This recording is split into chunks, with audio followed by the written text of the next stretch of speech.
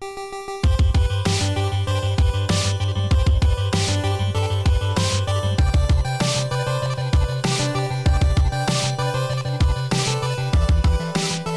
are rules in life. We can't rush aging just because it's convenient, and we can't reverse death.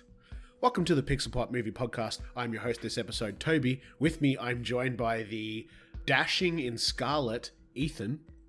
I like that one. Ooh, it's me. And possessing the powers of the Mind Stone, Lucas. Not bad. Not bad. Just casually. Obviously, that's a clue to our topic of conversation for this episode, and that is the first 5 episodes of WandaVision. We're going to be diving into some spoiler-free thoughts, and then we just can't wait any longer. We're going to have to do some spoilery chat, especially in light of episode 5. Oh my god. So we've got a lot to gush on there. We've also got a massive amount of news, including the SuperBowl ads, which aired today. So we've got a lot to get through. Plus, I've been watching a bit of stuff lately. I'm sure you guys are too. So we've got a bit of that to talk about as well. But before we dive into any of that nonsense, let's start with the news. Please take us away, Ethan. First big news now. While it's about 2 weeks later, Thor: Love and Thunder has started filming in Australia. Yes. Lots of news coming out of that production too, which I'm sure we'll get into. Yeah, so all the Guardians are in Australia for it, as well as Jamie Alexander, who plays Sif. She is also here in Australia for it. Yes. And Tessa Thompson as well. Yeah, she posted on her Instagram, I saw. Yeah, I also saw another thing which I'll include here, because there's a bit of rumours going for it. Lena Headey is also in Sydney at the same hotel. Interesting. What would she be? Whoa, this is the first I'm hearing about this. Mm-hmm. So... Wasn't she in Eternals? Isn't she in Eternals? No, she's not in Eternals. No. Okay. No, she's not. Okay, well, that's interesting. I'm not a big fan of her as an actress, but that's still interesting, though, because I wonder who she's playing, because that sounds like something that's been kept quite secret. Hopefully a villain. Yeah, I think it's a villain role. She does villains. So, yeah. Yeah, I like to hate her, because, I mean, Game of Thrones put that into us, but also Dread as well. She was Big Mama or whatever in that. Yeah, she's the rumor, the thought is that she's Abigail Brand. So whether or not she will be, I'm not familiar with that character from Marvel, but next bit of sad news, we'll get it out of the way first. Larry King has died at the age of 87. Yeah, wow. He was a big name, I guess. Oh yeah, in talk big. shows. What's kind of crazy about this too is that he was filming like stuff literally up until the days before his death. Yeah, I mean, like, I don't think anything was going to slow him down. 87's still fantastic innings, though. Oh, yeah. For sure. Like, I know especially to be, like, still with it and, like, talking and, like, still carrying on, like, everything. Like, 87's really good to be able to do all that. Yeah. But, like, I mean, like, in the sense of, like, I know just before he passed away, he filmed some stuff with Tom Segura, because I watched Tom Segura's podcast, and he'd only been with him, like, the week before. They did like an interview and stuff, went up on Larry King's like YouTube or whatever it was. Tom Segura came home a couple of days later, found out that Larry passed away, and he like couldn't believe it because he was so active and was kind of jumping around and as you could be for an 87-year-old. Like really took him by surprise because he'd only seen him a few days before. So yeah, I don't think we know his cause of death yet either. Just from looking on I haven't seen anything yet. No. So... No, I haven't. No, but he's had like several heart attacks as well. Yeah. Yes. And to follow on from that, Christopher Plummer has died at 91. Also another exceptional innings. Yeah, for sure.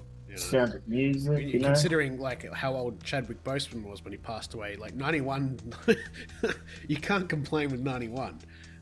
Yeah, exactly. Yeah. You have news that Young Guns 3, Emilio Estevez and the gang are back. Yeah, I mean, I'm not a big fan of the originals, but there are plenty of people who are. I guess what's shocking is there's been such a big time gap since the last Young Guns film. Yeah, I understand. What's that, 91? I mean, I'll take your word for it. It would be at least something like that, yeah. So yeah, 1990. There you go. Yeah. So 31 years.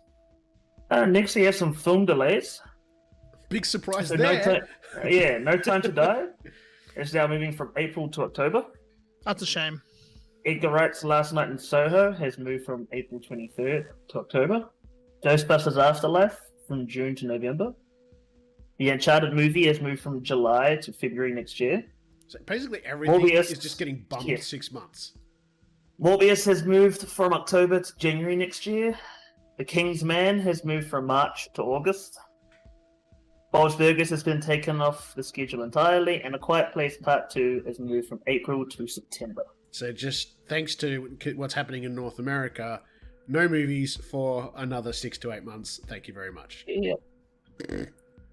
Funnily enough, what's interesting though is, just before you continue, because I think I know where you're going next. What's interesting is all this crap that's because it's not just production. Like, film production is happening, albeit in a much more restricted and condensed way. But what's going to happen though is they don't want to release these films because they want the return. You know, you're spending $130 million on a movie, you want to make $500 million in return.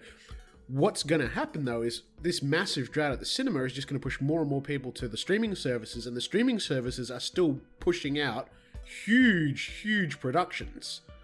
And this is going to continue to impact the cinema scene in a very big, heavy, negative way the longer it continues.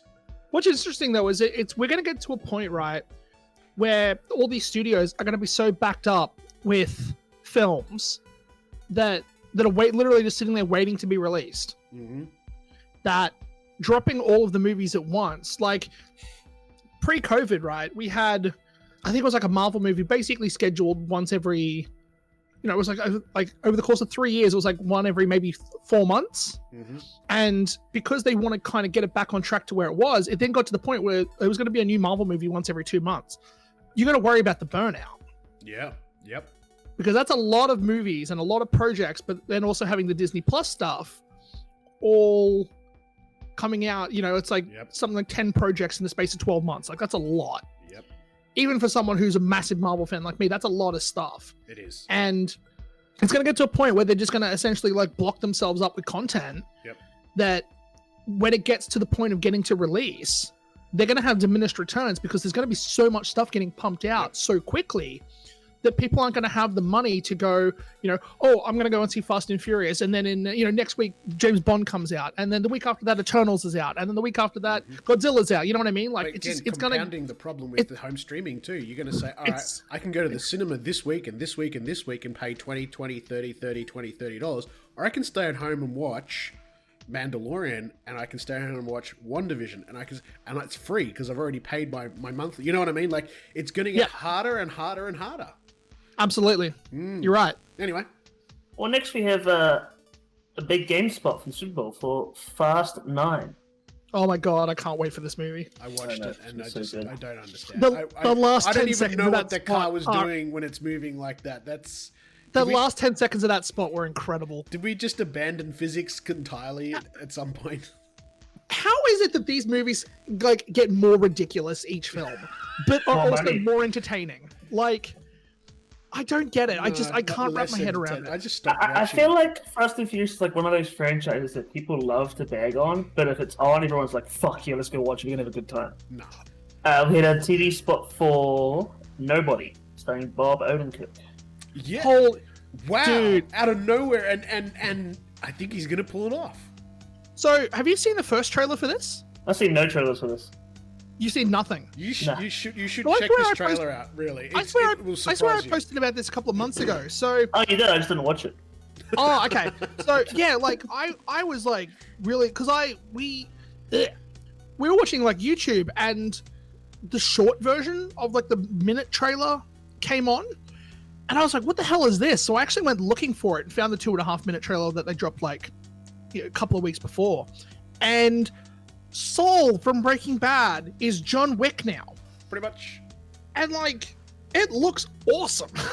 It does actually. It looks pretty so good. It does look pretty good. And the comedy seems to be like pretty good. Yeah. It's his like, it's this weird mix of like, it's gotta get the comparisons, but it's John Wick crossed with Saul, like honestly with Saul Goodman. Like, it seems like a weird crossover, but like the humor in it is on point, but then the action scenes are so well choreographed just in the trailer that I'm really excited to get in and see it in the cinemas to see if they've just taken the best part of the action scenes and put them in the trailer, or if all the action scenes look that good. Yeah. We had a TV spot for Raya and the Last Dragon. This looks cool. I'm excited for this. This looks really cool. This comes out next month, yeah? I thought it was this month. March 5th. March 5th, yeah. It's the start of next month and that's going to be the next one to Disney Premier Access. Yeah. So, and then hopefully be Black Widow after that, you know. Yeah, we'll have to wait and see. But no, I mean, when I saw the first trailer for this, I was really pumped for it. So nothing I've seen has made me not want to see it. So I'm still probably going to get it. We have an official trailer for Falcon and the Winter Soldier that dropped today. Yep, and a date, March 19th. Yep. We already had the date. You shush. They announced the date when they announced the WandaVision stuff. Well, now it's even datier. But yeah, the trailer for it's very good. Everyone who's seen it has all collectively lost their mind when they saw Zemo carrying the purple hood. Yes. Well, you can see where they cut the line off to at the end of the trailer where she's like, geez, guys, how old are you? And you're waiting, obviously, for Winter Soldier to turn to her and be like, 80-something. Yeah, old. Yeah. Yep. Oh, well. We don't have to wait long either, too. That's the great thing. It'll be literally wrap up WandaVision. You'll have a couple of weeks and then bang straight into this. So WandaVision's the 5th. The last episode of WandaVision's the 5th of March, and then the 12th is that behind the scenes thing that they did for the Mandalorian. They're doing one of those on the 12th, and then the 19th kicks straight into Falcon and Winter Soldier. So there's literally no breathing room. It's good. It's straight in. It's good. Speaking of old, where's the low spot for old? M. Night Shyamalan's latest movie. Yeah. Holy shit! I'm just watching this now because I didn't realize this is what it was.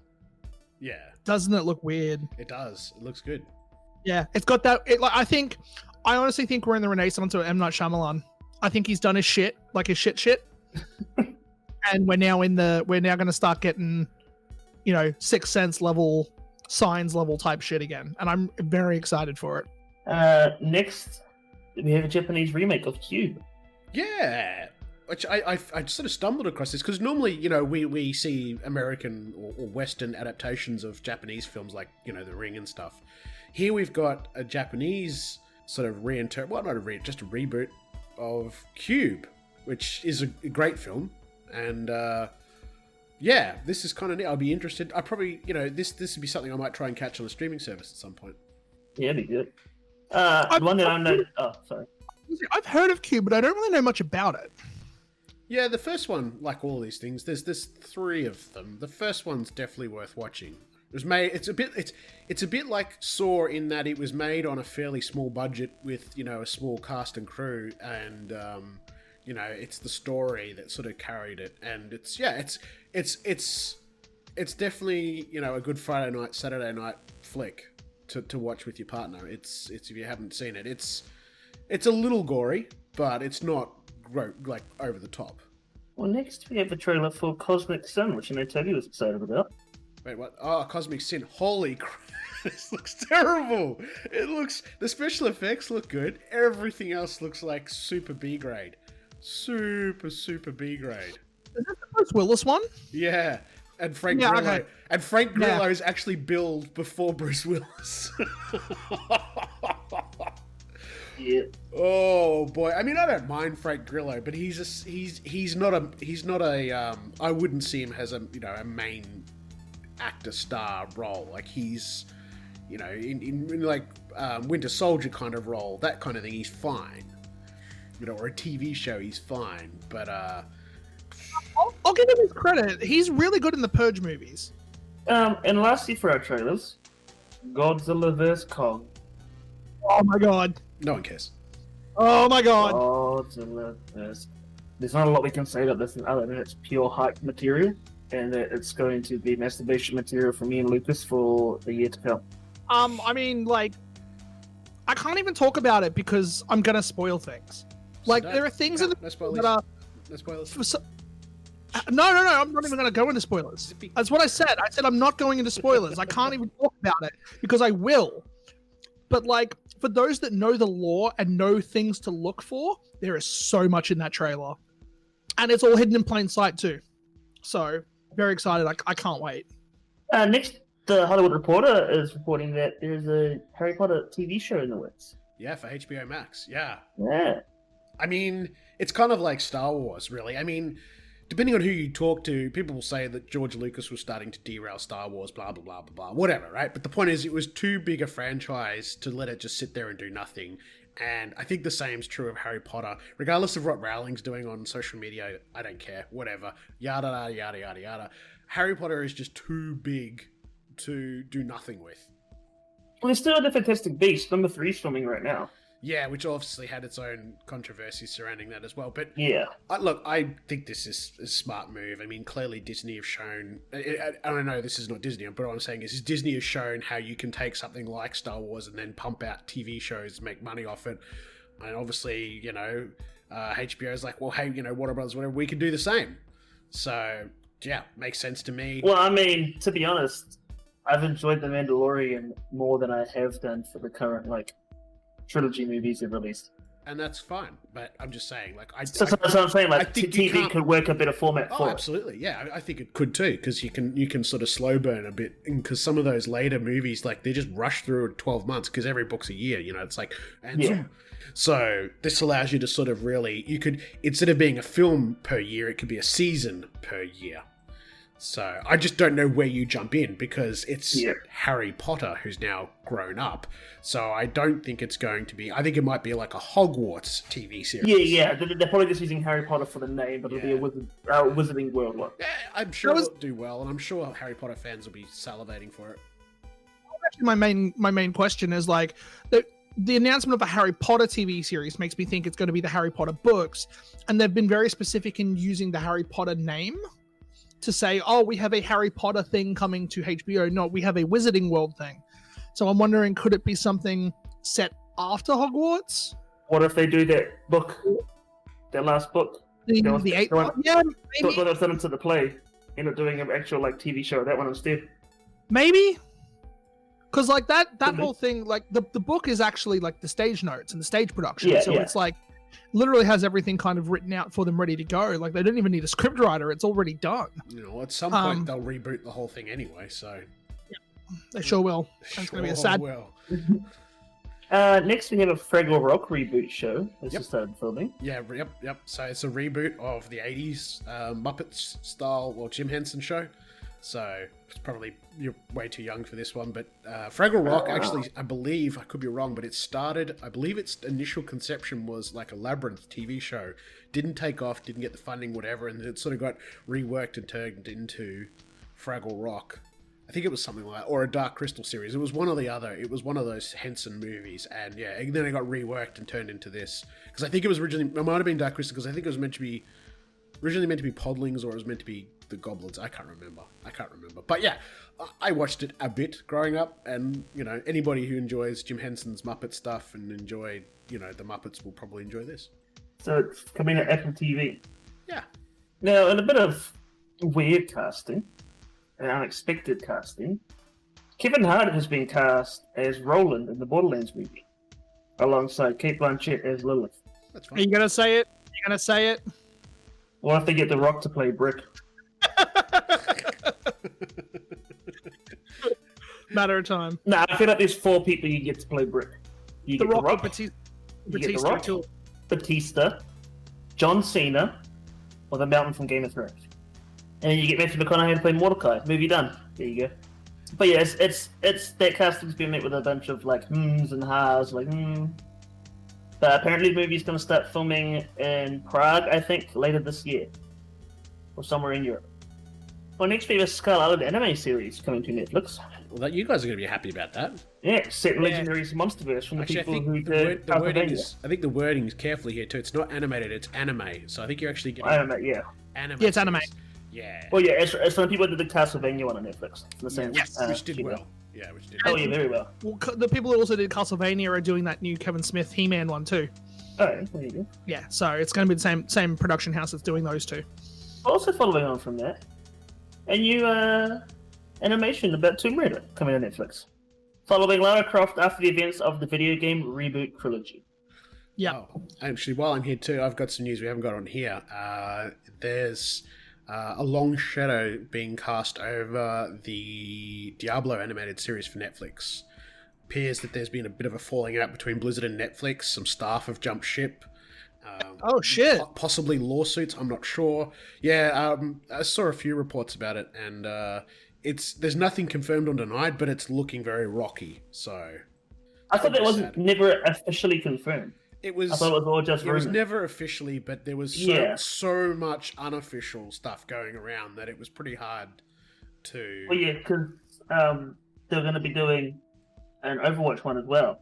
Yeah. Yeah, I remember the Overwatch one. I Yeah. remember hearing about the Diablo anime. Yeah. So at this stage, apparently, it's the relationship between the two companies is a bit rocky at the moment. Yeah. So next we have the Sandman TV show. It's finally got its cast and starting to film with Netflix. Yep. Been long We- excited for this. Can't wait. It's gonna We be very have good. Tom Sturridge as Dream, the main character. Gwendolyn Christie has been cast as Lucifer. Yay, not Tilda Swinton. Fuck yeah, that's a change. The thing with that is that I didn't realize this, but the TV show Lucifer, that's based off Lucifer from Sandman. Yes, it sure is. So they figured that the version that's in the TV show would be hard to put into the Sandman, so they cast Gwendolyn Christie as a different version entirely. We've got Boyd Holbrook is in it, Charles Dance. Not a bad cast. Yep. I'm pretty sure that's... Yeah, it started filming already. We have a release date for the Justice League Snyder Cut, and it's the 18th of next month. We get a new trailer next week. And comes out the day before Falcon and Winter Soldier. Yeah, It'll be a right. very busy week. Yep. Next we have a Wakanda series is in the work for Disney Plus with Ryan Coogler back for it. Yeah, that's interesting. Yeah. No word on what it's about though, which is No. unfortunate. No, Could be and, many, no- many, and notice many things. Wakanda, not Black Panther. Wakanda. Yes. Yeah. Yeah. Yes. Amazon's Lord of the Rings TV show has wrapped filming as well. Yes, that's interesting. Yeah. It'll be out probably towards the end of the year. Hopefully, yeah. I mean, I'm not holding my breath. So the cast was largely unknown, but I mean, you're going to give it a watch. Oh, yeah, definitely. Mm. Director Chloe Zhao, who directed Nomadland and also Eternals, which we have not seen, is to write and direct a sci-fi western take on Dracula. That sounds terrible. It might sound terrible, but it could be good. I'm for it. Like Dracula is. I'm a big fan of like Dracula and just vampires as a whole, right? But the whole Victorian thing does get a little like it's everything's the same. So if they're gonna do something where they're gonna make it different, like as far as I can kind of put the pieces together, doing a Western film about one of the most gothic characters ever, like just Sci-fi sounds- western. so- So it's, sounds- it's literally yeah. Dracula meets Firefly. I'm for it. Like, Priest! It's Priest! With Paul Bettany! oh no, oh no. Daybreakers and Sam Neill! Why did you invoke Priest? Yeah, Priest is alright, just like Negan. No, Doesn't he stop. run up bullets or something? I think he in the Okay. movie something terrible like that. Like he jumps up the bullets or something. It's bad. Anyway, That's good movie. Yeah, says the guy that likes Skyline. exactly. Don't listen to anything he says. Yeah, because it's a good. You've never given Skyline a chance, so you can't tell I how did. good it is. Right? No, I did. No, you fucking did You it. No, didn't I give The didn't. Shining a chance, so you get nothing. I never even started it. So. Exactly. So you get nothing. Yeah, see? Hey, but I like Doctor Sleep. That was good. Yeah. Well, go watch Shining, you idiot.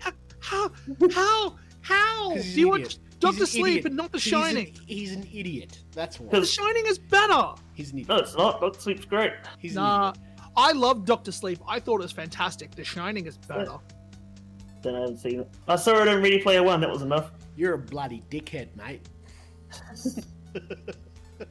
Anyway, Marvel's Blade movie has found its writer, yes. and Stacey Osai Kafur, who wrote Watchmen, was one of the writers on Watchmen for HBO, which was a great series. Yeah. It was okay-ish, I thought. It was great. Shush. Come out today too that Marashara Ali was the one that was actually petitioning to get her. Oh, that's good. Yeah, he after he watched Watchmen, he said that's the person I want writing Blade. Well, I mean, considering he went to Marvel and was like, I want to be Blade, and they were like, okay, it's yours. Yeah. So it sounds like he's very active in the production and who they're Kind of pulling like in a and who Ryan they, Reynolds for Deadpool. Yeah. Well, it also sounds like he's very active in who he wants in the film to work on the film. Yeah. And they're giving him a lot of that freedom because obviously he pitched Blade to them and they said yes. So it makes sense that he would be involved at least at some sort of production level to bring in people to write and direct and whatnot. So yeah. But yeah, it sounded like he actively scouted her for this based on her work on Watchmen. So yes, very good. We have What We Do in the Shadows Season 3 has just started filming too. Yeah, I still More got of that's good. Did I watch all of season 2? I don't think I did. I know I watched all of season 1.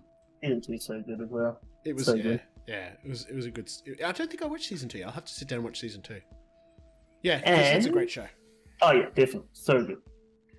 And we have a Cloverfield sequel is in the works. Yes. Proper sequel. Proper sequel, and not found footage. Cloverfield 2. Oh my god. And yes, that's the big thing. Not found footage. It's going to be a straight up, like a cinematic film, as opposed to like a Blair Witch type thing. So yeah. I can't remember who it was, but they announced that someone was in to write it. So it's like it's actively being written right now. Joe Barton. Yeah, he did. What did he do? He did something very recently. That's why he got this role. Oh, he's doing the HBO Max Gotham PD series. Oh yeah, that's right. Yeah. Matt Reeves Batman, and that's how it all came about. Is because obviously Matt Reeves worked on the original Cloverfield. Oh yeah. Yeah. Yeah. So they've all kind of come together, and then it sounds like he might have pitched a Cloverfield 2 or something to Matt Reeves, and it's gone from there. But yeah, very excited. I'm been waiting for the Cloverfield sequel for about 13 years. So yeah, very excited. First of the 18th. Oh wait. Sorry, what was that? 18th of the first. Oh wait, that was the market targeting thing for it. Way back. So it's good. Let's start with the news. Yeah. Actually, and it's a tiniest little tidbit, but it's relevant when we get to a topic of conversation, I suppose, but I'll throw it in there now, and that's apparently the showrunner for WandaVision has teased that there will be a post-credit scene in the final episode, because Lucas and I have mentioned before how we sort of started WandaVision. It was like, oh, we'll wait till after the credits, and the credits run for like 6 or 7 minutes and then there's nothing. But apparently on the final episode, there's a chance, well, it sounds like there's going to be something after those credits, so stick around for that. And they also did say as well, Elizabeth Olsen come out and said there's going to be apparently a Luke Skywalker level cameo. Well, that's the same thing that Paul Bettany's been hinting at for ages. Yeah, well, he's been hinting it, but Elizabeth Olsen flat out came out and said it's a Luke Skywalker level cameo or something. Something's going to happen in the last few episodes that's going to be on that level. Yeah. So pretty wild. Can't wait. Yes. Well, before we dive into that though, let's talk about what we've been watching lately. So outside of WandaVision, what have you been watching lately, Lucas? So, well, the main thing I've been watching, we started watching a show called Superstore on Netflix. And I think Ethan's been watching it too. Yeah, I've been watching it as well. It is so funny. It's literally about this group of people that work at like a Costco, Walmart type thing. And just the shenanigans that they get up to. And it's just super funny. I don't even know how to explain it. Plus, if you worked in retail, you can relate to it a lot. Yeah, well, I mean, and as well, like I worked in retail for like 5 years, and just bitch, please. Yeah, okay, I worked in retail for a year and a half. I worked retail for like 5 years, and it felt like 50. So, I worked in retail for 50 years. Felt like 5. But yeah, no, it's very good. Like if you've kind of worked retail before, you will know the people that both come into the store, like the customers as well as the people that work there. You will know someone that is like everyone in that series. Apart from that, we went back and started watching the Resident Evil movies again from the start. Why? Just shits and giggles. Oh, that's not shits and giggles. That's grinding your dick up and down a cactus. No. I will say the first Resident Evil was pretty good. No, it wasn't. Yeah, it was. It was nothing like the game. It was terrible. It didn't need to be. It was just no, it didn't. It should have just been called Mila Jovovich. Toby, is this your time to talk? Yes. Toby, is this your time to talk? It is. No, shut up. No, I really enjoyed the first one. I will say that I like it. Obviously, it had a massive quality dip, but I actually really enjoyed the fifth one too. Just a little bit. No, like it's not that I don't think they were terrible. I just think like they decided rather than leaning into the games, they wanted to get away from it while also trying to connect themselves to the games and make their own story. And that's fine. You can do that. It's whatever. But I just think people were going in expecting what the video games were and didn't get it. And that's what made them bad. But in saying that though, I actually really enjoyed the fifth movie. I think it's the second best one behind the first one. So, but apart from that, I've been slowly trying to catch up on Lost in Space before season 3 inevitably drops. And outside of that, I've just been streaming a lot more on Twitch now. So that's pretty much been the bulk of my time has been Twitch streaming. But when I haven't been streaming, that's really all I've been watching. All right, what about you, young man? As Victor said, Superstore. I've been watching that. I've been watching the World's Toughest Prison documentary series on Netflix. Oh, those shows are great. I started watching it in ISO. Yeah. So I was like, yeah, fuck it, I'll watch this. Did you watch Man in the High Castle season 4? No, I did not. I was locked away for 2 weeks, still couldn't finish it. I watched a bunch of other stuff, alright? Yeah, right. I got three seasons of Cobra Kai in there. Uh-huh. That's actually solid. And 2 seasons of What We Do in the Shadows. I watched heaps. I watched another great comedy I started called The Office, the American one. Yuck. Stop it. Pretty good so far. Stop it. The other night I watched Kong Skull Island again after the trailer dropped, and I'm like, yeah, I'll go back and watch some Kong. I started this movie on Netflix called Skins. It's really weird. Sounds bad. It's about a girl whose assholes in her mouth, and her mouth is where her asshole should be. Yeah. I've heard this movie is twisted. Why would you watch that? So she goes into a restaurant and she pulls out a funnel and like shoves it down her pants and then like pours soup into the funnel and that's how she eats. Ethan, what the fuck is wrong with you? What is wrong with you?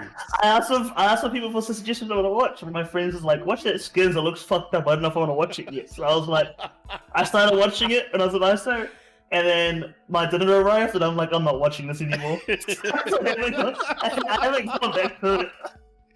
Oh, So what's funny is like a lot of my friends like used to watch the Skins TV show back when it was like on TV. And one of my friends was like, oh, Skins, didn't really kind of look at the poster or like the description or anything. I started watching it and got 20 minutes in and was like, why am I watching this? It's like Human Centipede, but solo. Yeah. Oh, Jesus. Yeah, all right. Fair enough. All right, you're a horrible human being. Was that it then?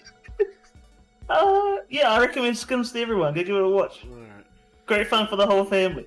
Oh, no. Oh, God. I just had a weekend in front of the TV, which I haven't had in a long time, and the wife and I sat down and watched Rocky 1, 2, 3, 4, 5, Rocky Balboa, Creed 1, and Creed 2. What a boring way to spend a weekend. Yeah. I need to sit down. I haven't actually watched Creed 2 yet. I still need to sit down and watch that. I hadn't either, actually, so, yeah. Well, at least I wasn't watching some chick stuck a funnel up her bloody ass. Oh, no. Mouth, okay? Mouth is where her asshole should be. Anyway, it was good, and Creed 2 is quite enjoyable, and it's not a spoiler at all. But I mean, he could, but he's choosing not to. I believe Stallone has said that on record that he's not coming back for a third Creed, because it's the story is about Creed, it's not about Rocky, and so he sort of wants to let the young gun step forward, I guess, so to speak. So yeah, he's pretty adamant he's not coming back for Creed 3. I still think he should come back in a creative capacity because, I watched a video with him. He did with his phone, like he did his own sort of tweet or Instagram video, and he was talking about this. And he has ideas for a Rocky TV series. He says, but I don't think it'll get made because I don't think people will watch it because it's got nothing really to do with boxing. It's more about how an old man deals with life kind of thing. So it's the character of Rocky, but not really boxing focused. And he doesn't feel it will get picked up. And that's fair enough. So, I mean, he's even as an actor, I mean, Stallone's still pretty fit, but I mean, at some point you've got to stop belting him in the head. Yeah. So, I watched, because I picked up Disney Plus for $89.95 for the year, which if you haven't done it yet, you should do it because by the end of the month it's going up in price. So grab it now. At $90 for 12 months, you'll get your money's worth, especially with all this Marvel stuff dropping. But I watched both seasons of Mandalorian. I'm not a Star Wars person at all, but I figured I paid the money for it. I might as well watch it. It was okay. Obviously, it didn't excite me the way it would excite a Star Wars fan. I have massive problems with Star Wars in terms of like their physics and reality. Like it's just... I can watch a movie with magic and suspend but Star Wars is just so bad for reality. Toby. They're all dead. You realize it's about the Toby. whole galaxy would be dead. Toby. It's a movie about space wizards. No, It's the worst. It's a movie set a long time ago in a galaxy far, far away where our terms of physics don't fucking matter. I know how they died. They died from some sort of plague that they just carried everywhere around the universe, and it just wiped them out. Space COVID. Yes, that's the one. Oh, They take animals from one planet and they just fly to another planet and bring them there. There's no quarantine. There's no. It's fine. Checks for. I mean, how do you think they killed most of the Native Americans? Like, they sneezed and they died, right? I mean, you're just flying between planets, no quarantine. That wouldn't work. That just wouldn't work. It's terrible. What if they've eradicated No, they haven't. from the galaxy? No, you don't know that. And there's still sound in space, and that bothers me too. Anyway, so I watched it, and you shut up. Just shut up. Anyway, I watched it. It was okay. And so if you're not a Star Wars person, it's okay. The story is strong enough that it was an enjoyable watch. You've just got to completely disconnect, the reality engine. And I started watching Disenchanted on Netflix, season 1, because there's a season 2 now. That's not bad. It's that Matt Groening thing with, made Simpsons and all that. Yeah. Probably some more stuff, but that's about it at the moment. Shall we move on to our topic of conversation, gents? Yeah. All right, so let's start with some spoiler-free, and this will probably be really short because there's almost nothing you can talk about, but spoiler-free. First 5 episodes, what are your thoughts so far, Lucas? Very good. Yeah, that's about all you can say without spoilers. That's it. Good night, everybody. Is it what you expected so far? Yes. But in saying that, though, the trailers tell you what it is. And my biggest problem, right, isn't the show. It's the people watching it. They show you in the trailer very blatantly these 2 characters ripping on sitcom tropes. And you kind of already knew that going in based on everything that we'd seen. So, I have, friends of mine that watched the first 3 episodes and were like, I don't get it. And then stopped watching. And I'm like, just watch the 4th one and you'll get it. It's so frustrating. And it's one of those things where we've gotten this far, right, where we have all of our answers for a Marvel project in 2 hours, and we now have to wait weeks for answers for a half an hour, 40 minute I think episode. if you were to cut together, if you took out all the credits and everything, and you just cut the show together, the first 5 episodes as a single episode that runs whatever it is, an hour and a half, more people would, quote, get it, end quote. You know what I mean? Because of the pacing. Yeah, if they were able to watch it, and I think the people that binge this will get it way more than the people that watch it week to week. Absolutely. Provided that the people that, I think the people that watch it week to week would be the more hardcores. So, without spoilers, Ethan, first 5 episodes, what are your thoughts? It's great. I think he's dead. The acting is great. The comedic timing in the episodes is great. Suspense is great. The mystery is great. It's great all around. 10 out of 10. 10 out of 10. There's nothing that you don't like. There is one thing I don't like. But you can't mention it, or? And I have to wait week to week to see it. Same. Same. I saw some of the ratings and the approval ratings and how they dipped. First 2 episodes were full points, and then it sort of dipped in 3 and then 4, and then it bounced back for this. Again, I can understand, and we've discussed this previously, I can understand the more casual audience or those that weren't aware of what they were getting into. And I can understand how they may have sort of felt that the sitcom thing, or maybe they just, especially if you're a younger audience too, it's sitcoms from the 50s and the 60s and the 80s, if you're a 12, 13, 14-year-old, that means nothing to you at all, especially, depending on your upbringing. So I can understand how for some people, a lot of it's lost, and so it just doesn't float their boat. Obviously, with this episode, regardless of what you think of sitcoms, it's turned things around. And I think, for a lot of us too now, we sit down with an episode and we're waiting for something a little bit odd to happen. We're waiting for that glitch to happen.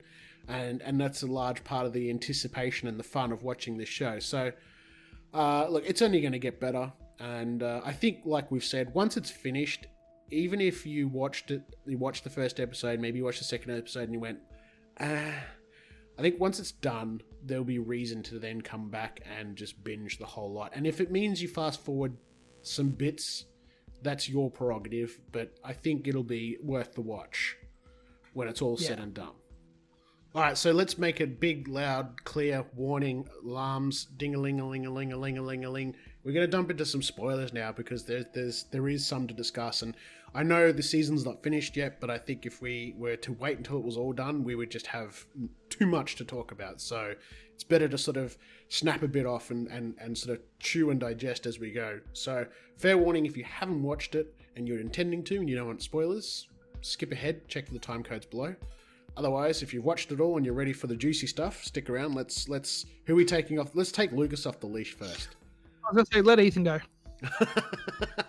Well, I mean, the obviously there's the elephant in the room is the fact that we have the return of Quicksilver. Yes. But not as we know him.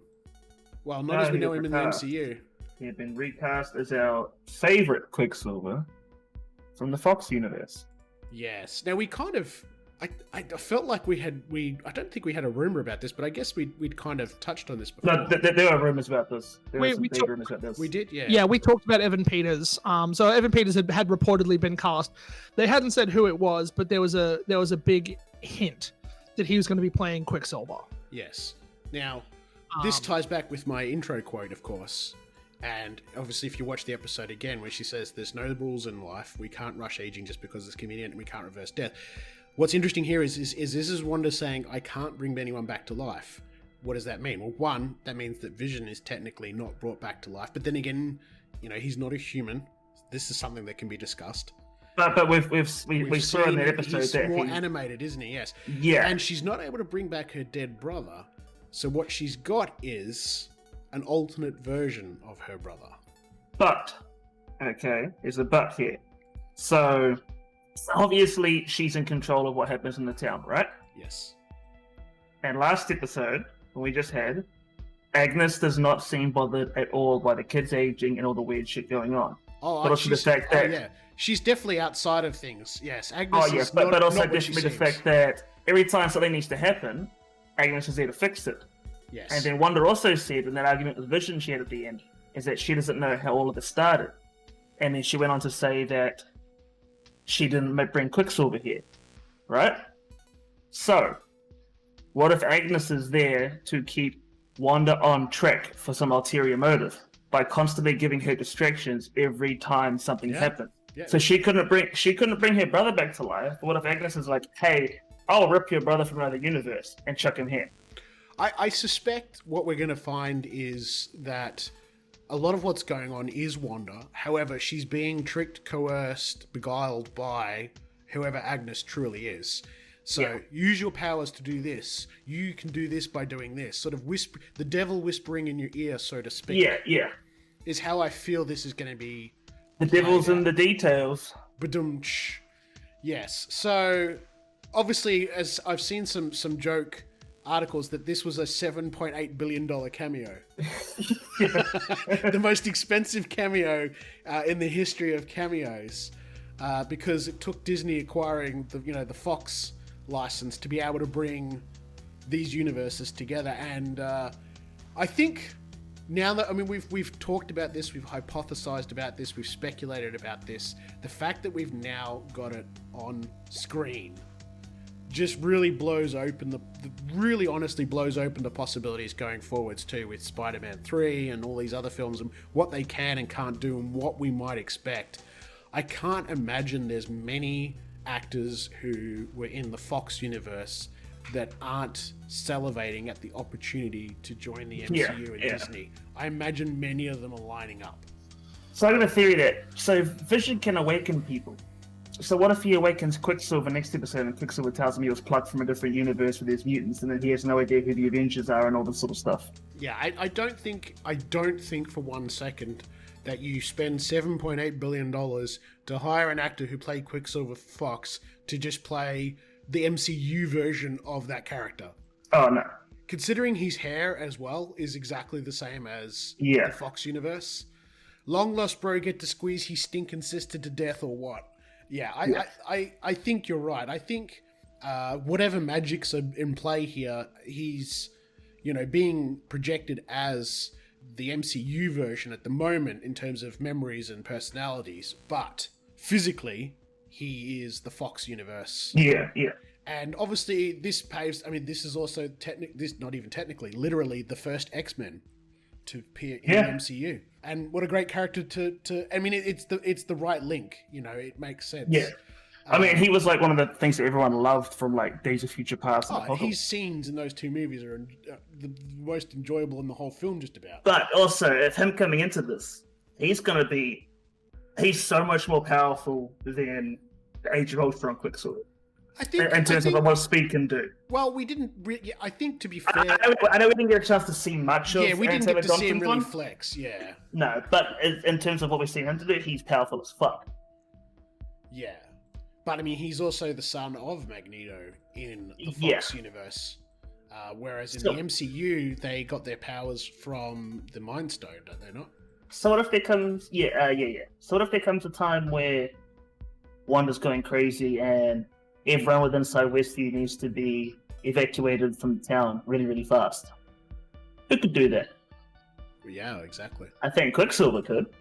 Yeah, and then we've also had the commercials. The commercials are hinting at Wanda's history. Yeah, all her trauma. Yeah.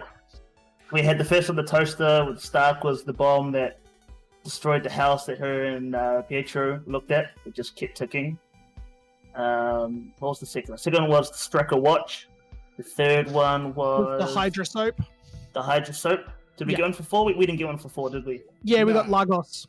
Oh, okay, yeah. No, Lagos was 5. Yeah, because we didn't get one. 4 didn't have an outside. I'm talking sitcom 4.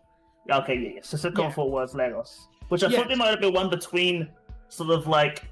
Well, yeah, detailing a trauma, so it wouldn't make sense. No, that's fine. Yeah, it wouldn't make sense because the ads themselves are actually in the sitcom. So if we just had Lagos, which is Civil War, which means the next one should be Vision's death, and then the last one should be a Thanos one. Well, no, like the snap. That's technically what we should get. Those should be the next two. I don't know. Well, yeah, because then you have the traumatic things: Vision dying and then getting snapped. Yeah, no, I know. Like, I thought maybe Vision would be the last one. Because it seems to be going in order of the trauma of how her life played out. Yeah. No, I'm just trying to think of stuff that happened to Scarlet Witch between.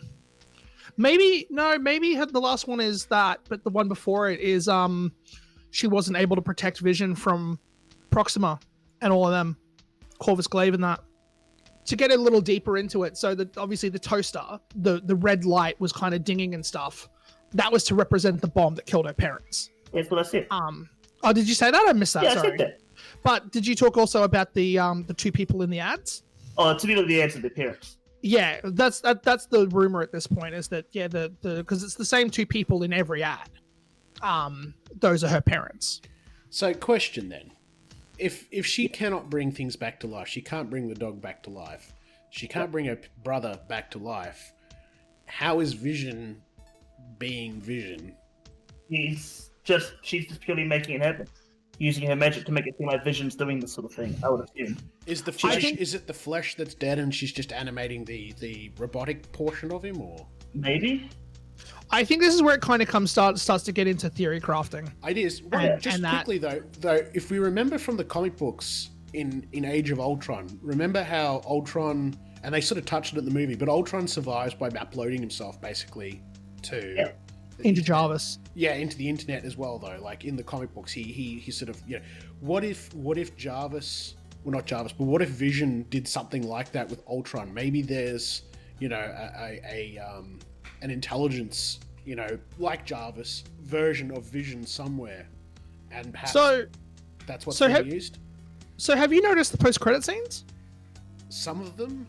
The post-credit scenes have the same animation style that Ultron did with Jarvis when he infected Jarvis. The only difference is that it uses the red, white, and green, the red, blue, and green TV hex crystals that were used in like the old school TVs. It's almost identical. Like if you go through and go back and watch that scene where Ultron infects Jarvis, and then go and look at the post-credit scenes in WandaVision, it's almost identical. As we wrap this up, then, because we're running out of time, what other sort of? I mean, obviously we're expecting Doctor Strange.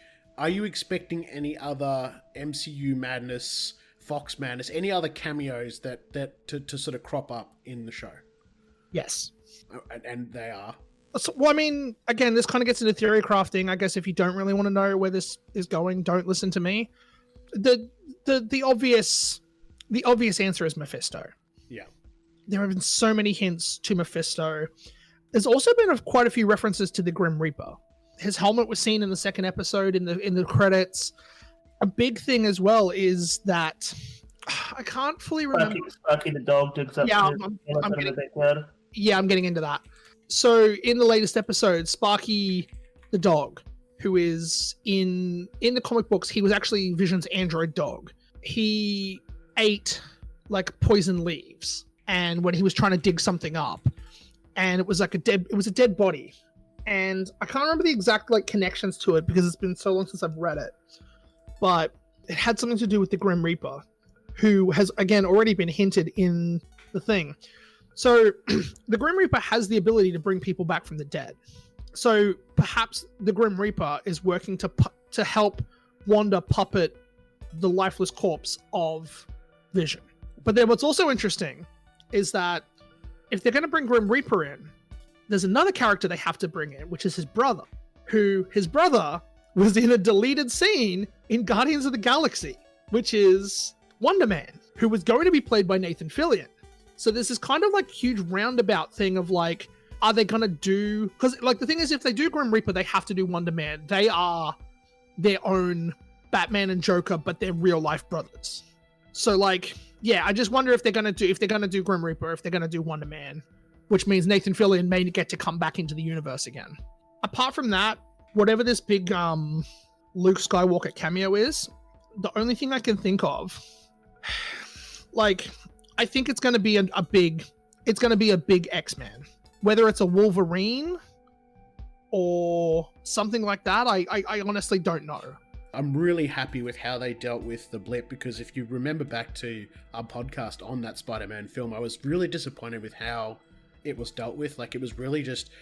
Wasn't that horrific? And that's how it should have been. And that's exactly what I'd said to you back then, where it was like just sort of quietly brushed over. And I'm like, what if people got remarried and had children and all this sort of stuff? And it was like, it just wasn't touched on. And now it is. And I'm really, really pleased that it's coming up. Well, it was played up as a joke. It really was in Spider-Man. And I understand, like, Spider-Man had its own story to tell. And I can appreciate that. I don't think you could tell that horrific story though in a movie that's a Spider-Man movie that's not going to 90%. Absolutely agreed. But I'm just so glad now that it's being touched upon, and hopefully we sort of see a bit more of it, because to have someone taken away from your life and then to deal with that grief, and then to have that person come back 5 years later, I mean, a lot can change in 5 years, an enormous amount can. And as we've seen, Rambo's mother passed away, and she never got to say goodbye, and she never will. And then Captain, the whole thing with her and Captain Marvel too. Yeah, and both your parents are gone. The child gets put into foster care and is raised by another family for 5 years. Then your parents return and you want your child back. Like, there's so many. Your wife goes off and gets remarried, then you come back. In a flick of an eye, you've lost your entire family, and there's nothing you did wrong. There's nothing you can do about it. Like, it can go really dark, and the amount of like psych care that the whole world is gonna need after an event like that again. It's gonna be crazy. But I just wanted to touch on it and saying that I was really, really pleased we saw some of the reality of it. It's just as terrifying as it was when everybody left. It'd be almost as terrifying everybody coming back, especially for those that were gone.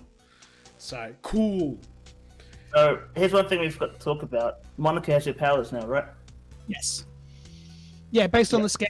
So, for those that don't know, she becomes Photon in the comics, and Photon's like outfit, she turns into like matter, like she turns into energy. Matter.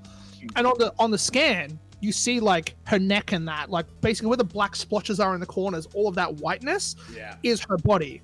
Like, she has become Photon now. So somehow the transition of being forced out of the environment by Wanda. Yeah. Well, I mean, Photon also has the ability to like control X-rays. So there you go. Yeah. The other thing too with that as well is like, I can't remember if I said this to Ethan on a message. I can't remember exactly where I put it. I know I told someone, but the big thing with that is that when she was pushed through, a big piece of the puzzle is that in episode 4, Darcy talks about how like the anomaly, like hex, whatever you want to call it, is surrounded by the same type of radiation that was around at the start of the universe when the Big Bang happened. Conveniently, the Big Bang, we also know that's when the Infinity Stones were created. It's also the same radiation that makes Fantastic Four. Who knows? No, it is in the comics. It's the same radiation that makes the Fantastic Four. It's not. And SWORD has been sending astronauts out into space all this time. What? It's gonna happen. Yeah, well, that's a whole other thing we need to get into. But I don't think it was the same type of radiation. I think it was different. I'm almost certain it was. But anyway, the point is. But anyway, so the thing is like that I'm getting to is that by default, does Wanda pushing Monica not only with her own powers but through that wall, through that radiation, was that the thing that gave her abilities? Yeah, I'm inclined to believe that that's what it is. Yeah. Didn't I say this to you, like, when the first trailer came out, that I'm like, oh, there's fucking Monica getting her powers right there when she got pushed through the wall. Yeah, but we weren't sure. But I'm not sure. I made that call. I just wasn't sure how they were going to explain it, but the fact that Darcy went into specific detail to note that the field that Wanda has put up is the same radiation that was at the Big Bang, which then if you tie everything together, Big Bang created the stones gave Wanda her power, Wanda put the beam up, put the barrier up. It all ties together now, and you can see that's where they're going. All right, well, unfortunately, we don't have much more time for that, but obviously we'll touch back with WandaVision in the next episode, and then what'll be really cool is the one after that we'll have the finale of WandaVision, plus we'll also have Zack Snyder's Justice League. So before we wrap things up, is there anything hitting the cinemas in the next few weeks? Probably not, but... No, not a whole bunch, really, to be honest. No, it's really tapered off again, which is sad. Yeah. So, and then streaming services, it's really just WandaVision and then Falcon Winter Soldier. Is there any other big releases coming? I'm just having a look on like Netflix and that. There's not a whole bunch of big stuff. That Mighty Ducks TV show, I think, starts pretty soon too. On Disney Plus, yeah. Yeah, I'm really pumped for that. Actually, coming in the cinemas, I think... No, that'll be after the next episode comes out. I watched a trailer pretty recently for that Judas and the Black Messiah, and that looks cool. It's basically a like the story of the Black Panthers. Yeah, I think I saw a trailer. Yeah, with Daniel Kaluuya from Black Panther and Get Out, and then Lakeith Stanfield he was also in Get Out, but he's also in Atlanta. And then another crazy one. It comes out this week, I think, called A Writer's Odyssey. This big, crazy, like, I think it's like Chinese fantasy film. Definitely recommend going to check the trailer out when you can, because, like, it just looks wild. Chaos Walking, March 4th. Is that still... Yeah. I'm not sure. That's still listed here. I don't even know if they're going to move that. Wouldn't that be crazy, all these movies getting pushed out, and the one that's had the most delays in getting produced is the movie that comes out first? Yeah. Yeah, well, it's a lot of productions are moving here to Australia, and I suppose we're going to start seeing, more, if not made in Australia, also Australian films and TV shows. So, yeah, for sure. All right, Tim. Young Rock, they're filming that down the Gold Coast. Thor's filming here. They filmed the Elvis movie here. There's lots of stuff that's being moved out of production in the United States because they can't get a hold of the virus, obviously. So they've got to kind of move up elsewhere. But yeah, no, it's good. At least it's good for the industry here. Yeah. All right then. Well, what sort of tune should we sing ourselves out on? What's appropriate? YouTube